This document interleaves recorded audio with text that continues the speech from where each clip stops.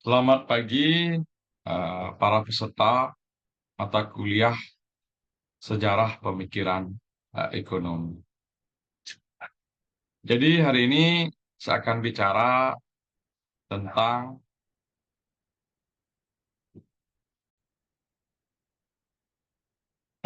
perkenalan mata kuliah Sejarah Pemikiran Ekonomi. Adapun kali ini saya akan membahas tentang persoalan pokok ekonomi. Kemudian yang kedua, perkembangan ilmu ekonomi. Yang ketiga, ruang lingkup sejarah pemikiran ekonomi. Dan yang terakhir, pentingnya mempelajari sejarah pemikiran ekonomi. Izin saya men-share PPT, kemudian saya akan jelaskan sedikit mengenai awal mula munculnya ilmu ekonomi.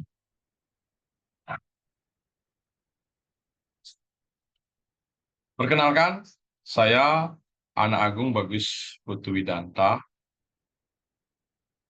Kita mulai saja.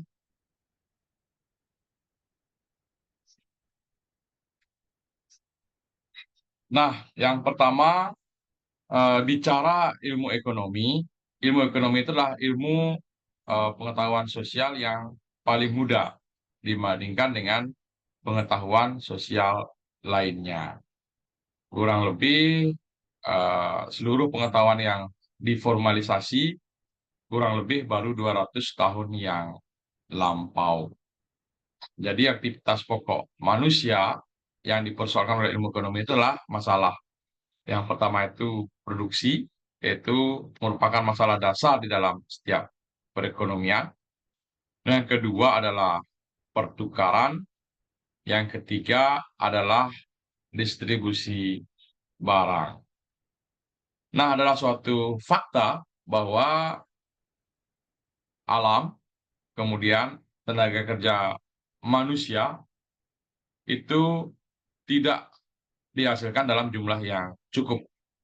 Sehingga guna memenuhi kebutuhan manusia, manusia harus bertindak ekonomi. Nah, karena kesenjangan antara kebutuhan yang banyak, kemudian alat pemuas kebutuhannya yang terbatas, maka manusia harus bertindak ekonomi. Nah, dalam hal ini berarti bahwa manusia senantiasa harus membuat pilihan dari berbagai macam-macam alternatif. Kemudian bertindak ekonomi mengandung dua arti. Yang pertama yaitu untuk mengukur standar kebutuhan. Nah, kerap kali suatu metode digunakan untuk menggunakan tenaga kerja dan sumber daya alam harus sesuai dengan hasil pengukuran. Standar dengan apa kebutuhan diukur mungkin tidak selalu segera terlihat. Kerap kali kita melihat ya, kita menjumpai seseorang itu menghambur-hamburkan uangnya. Dengan kata lain, kita sering menyebut mereka tidak ekonomi. Tindakan mereka tidak sesuai dengan standar tradisional, maka tindakan tersebut tidak dipimpin oleh sesuatu standar menurut kita. Nah, misalnya seorang pemabuk sering menganggap bahwa meminum arak atau minuman keras lebih penting daripada perut kenyang.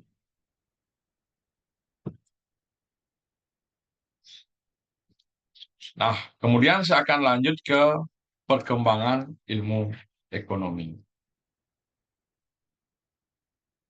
Banyak orang beranggapan bahwa ilmu ekonomi itu mulai berkembang sewaktu timbulnya masa fisiokrat atau masa klasik pada bagian kedua dari abad ke-18. Akan tetapi, Quisney, Turgot, Adam Smith yang dianggap sebagai ahli ekonomi ilmiah pertama tidak dapat menyelesaikan tugas mereka andai kata mereka tak dapat menggunakan hasil karya golongan-golongan sebelum mereka. Nah, ilmu pengetahuan ekonomi di satu pihak memperoleh bahan-bahan dari tulisan-tulisan para ahli filsafat kuno dan ahli teologi mengenai masalah-masalah kemasyarakatan, sedangkan di lain pihak banyak pula dicapai bahan berupa tulisan para ahli niaga serta para politisi. Perkataan ekonomi berasal dari perkataan oikos, bahasa Yunani, dan nomos. Oikos berarti rumah tangga, sedangkan nomos berarti peraturan. Jadi, ilmu ekonomi itu pada hakikatnya berarti cara-cara mengatur rumah tangga.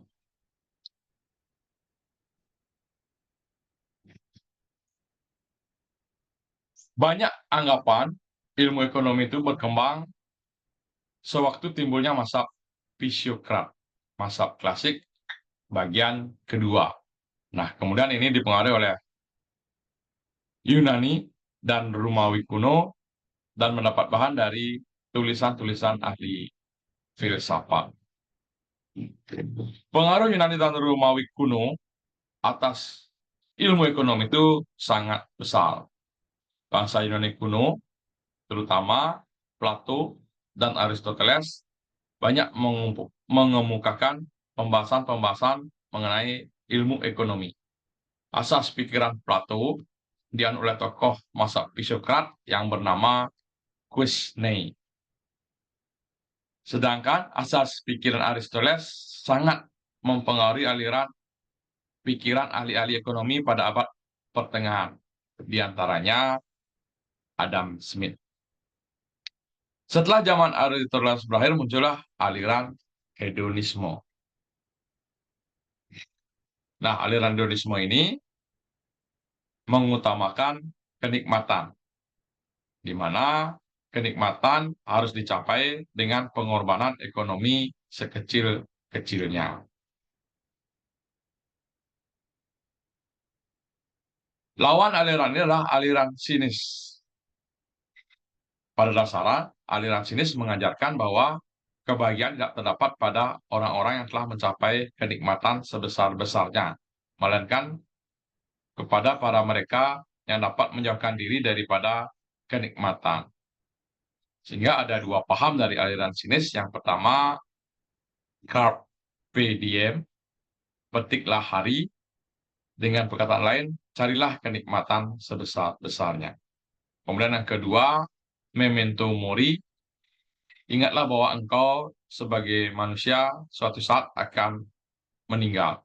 Nah, sehingga di sini serukan manusia sebelum meninggal harus tentunya berbuat kebaikan sebanyak mungkin. Nah, kemudian Plato membela anggapan bahwa mereka yang ditugaskan untuk memimpin negara harus menguasai ilmu hitung, sedangkan Aristoteles memperdalam soal-soal ekonomi lebih cenderung ke arah pandangan filsafat sejarah daripada masalah-masalah kemasyarakatan. Agaknya di sini sudah terlihat perbedaan antara dua paham, antara Plato dan Aristoteles, antara literer dan ekonomi kuantitatif. Misalnya pada Quisney dapat kita melihat suatu kecenderungan yang jelas ke arah pandangan kuantitatif, sedangkan pada Adam Smith terlihat kecenderungan ke arah pandangan filsafat sejarah. Kini, di zaman modern, analisis kuantitatif semakin lama semakin mendapat tempat atau kemenangan. Di dalam bukunya berjudul Negara, Aristoteles membedakan ekonomi yang pelajari cara-cara mengatur rumah tangga, dan Krematisty yang mempelajari peraturan-peraturan pertukaran yang sebenarnya dapat dianggap sebagai pelopor ekonomi teoretika. Menurut Aristoteles, maka kepala keluarga harus berusaha agar pemenuhan kebutuhan sebaik-baiknya dalam lingkungan rumah tangganya. Apabila oikos atau rumah tangga yang satu mempunyai tertentu dalam jumlah yang lebih, maka adalah logis bahwa benda tersebut ditukar dengan benda-benda surplus oikos lain. Demikian pula, Aristoteles mengatakan bahwa perbedaan antara nilai pakai dan nilai tukar dengan menyatakan bahwa sepasang sepatu dapat digunakan, tetapi dapat pula untuk ditukar.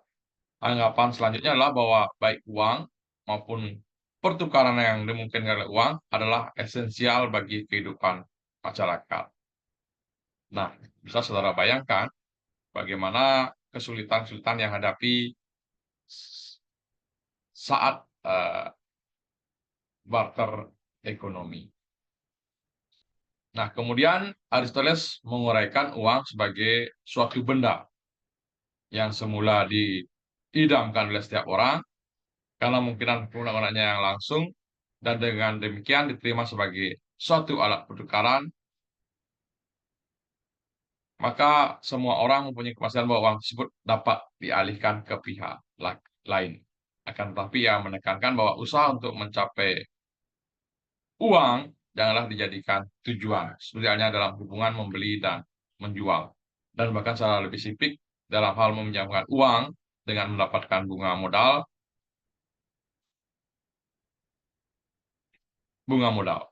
Kemudian pandangan modern ini adalah bahwa ilmu ekonomi merupakan ilmu pengetahuan otonom. Ilmu pengetahuan sosial kini bersifat faktual serta teknis, sedangkan konsepsi kuno pada garis besarnya bersifat filosofis, artinya diorientasikan ke arah keseluruhan dan ditujukan ke arah usaha untuk menemukan suatu metode guna mengorganisasi masyarakat dengan bijaksana. Nah, saya lanjut ke pengertian sejarah mikroekonomi.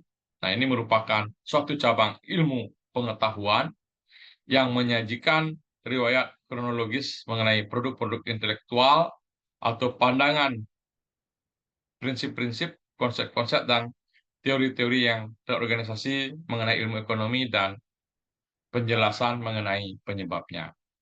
SPE ini pun akan menjelaskan akibat-akibat yang timbul yang disebabkan oleh lahirnya mazhab tersebut. Nah, mungkin mazhab membawa keuntungan bagi sekelompok masyarakat, namun tidak mustahil menyebabkan sebagian masyarakat dirugikan. Dalam sistem ekonomi tercantum nilai-nilai, kebiasaan, adat istiadat, hukum, norma bersama. Kemudian ekonomi konvensional akan dibagi 4 periode utama. Yang pertama, pemikiran praklasik, yaitu pemikiran zaman Yunani kuno, misalnya merkantilisme, kemudian fisiokrat.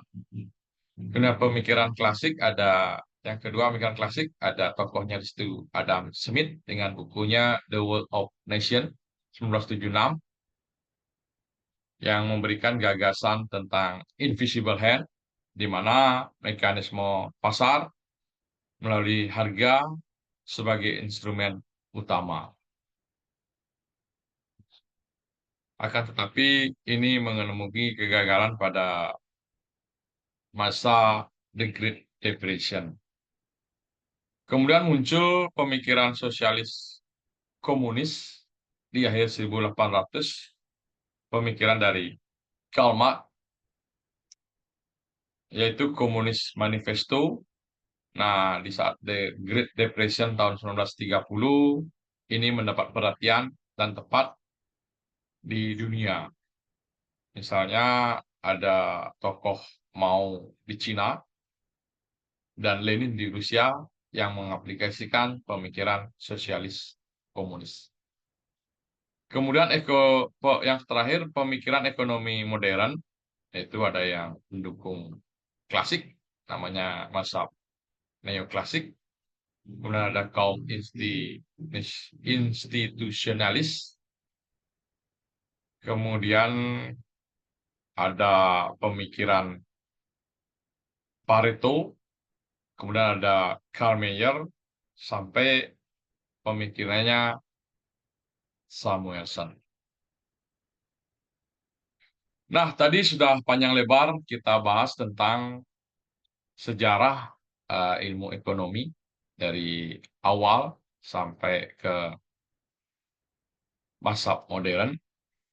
Nah, penting tentu kita harus lihat apa sih manfaat mempelajari sejarah pemikiran ekonomi. Nah, dengan melakukan penelusuran sejarah pemikiran ekonomi, maka tentu kita akan bisa menganalisis masalah-masalah ekonomi.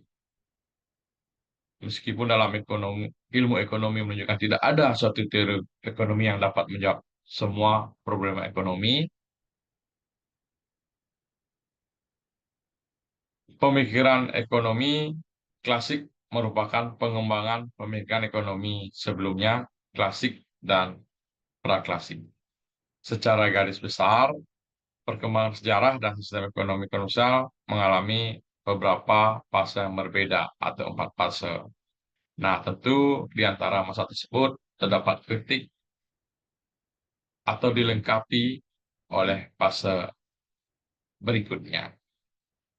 Nah, tentu dengan melihat uh, sejarah pemikiran ekonomi, saudara akan lebih mudah untuk mengklasifikasikan dan menganalisis masalah-masalah ekonomi yang sangat kompleks di masa sekarang. Nah, tentu ini bertujuan juga untuk melihat bagaimana perkembangan pemikiran, kemudian teori ekonomi, memberikan inspirasi, menanamkan sikap demokratik dan toleran di antara berbagai pandangan yang berbeda di masing-masing masa. Nanti di setiap fase terdapat tokoh-tokoh yang melahirkan pemikiran dan masa yang mempengaruhi perkembangan ekonomi konvensional yang beberapa masih digunakan hingga saat ini. Pemikiran ekonomi yang diterapkan saat ini didasarkan pada pemikiran neoklasik. Nah, ini merupakan perkembangan lebih lanjut dari aliran klasik yang dirintis oleh Adam Smith, di mana campur tangan negara boleh tidak dikatakan sedikit di dalam urusan ekonomi. Nah, kemudian kita lanjut ke ruang lingkup sejarah pemikiran ekonomi. Jadi, sejarah pemikiran ekonomi berasal mula dari teori ekonomi, sehingga berbicara sejarah pemikiran ekonomi tidak terlepas dari teori ekonomi, baik mikro maupun makro.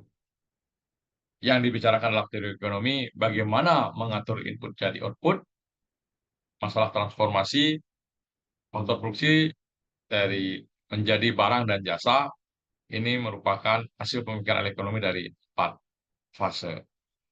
Sementara di sejarah pemikiran ekonomi mempersoalkan masalah atau organisasi atau lembaga ekonomi mengatur input menjadi output. Di dalam teori ekonomi persoalan apa, bagaimana, dan berapa banyak produksi dan diproduksi.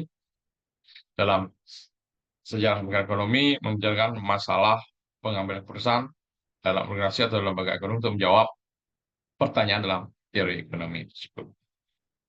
Sistem berbicara siapa dan bagaimana mengambil keputusan konsumsi dan produksi. Oke, saya rasa sekian yang bisa disampaikan untuk perkuliahan awal di pagi hingga siang hari ini. Semoga video ini bermanfaat bagi kita semua.